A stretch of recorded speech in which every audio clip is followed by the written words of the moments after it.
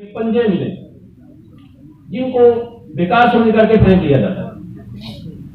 आप उनको जला करके उनकी राख ले लें पाउडर करके, लेकिन इसमें शर्त है कि उसको जलाना कैसे। मैं पहले अर्ज कर चुका हूं कि किसी चीज को जला के राख कर देने का नाम पूछता नहीं। उसकी अफादियत अगर खत्म होगी तो वो सोना भी होगा तो काम नहीं करेगा। अगर उसको गोदंती को हम तरीके से करेंगे तो वो भी काम करती है। आप उन पंजों को साफ करें, धो के मिट्टी से साफ करके बेरी की लकड़ लेनी है, ये इसमें जरूरी है। बेरी की लकड़ी इतनी लें जिसमें वो सारे पंजे, चाहे आपके पास वो किलो हैं, 10 हैं, 5 हैं, 20 हैं, जिसमें वो जल जाए। वजन इसके लिए तय नहीं होते कि अगर आपके पास 10 पंजे हैं तो वो 2 किलो में भी जल जाएंगे। अगर आपके पास किलो पंजे हैं तो उसके लिए आपको मैक्सिमम 15 से 20 किलो लकड़ी लगानी पड़ेगी।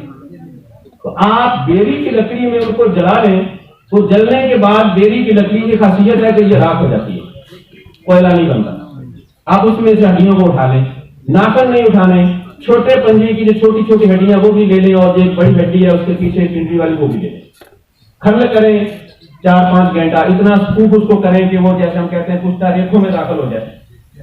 आप उसके सबसे छोटे कैप्सूल, जिसको हम रत्ती का कैप्सूल कहते हैं, 120 mg भर लें। गुर्दे के दर्द का मरीज उसको एक कैप्सूल चाय के साथ दें।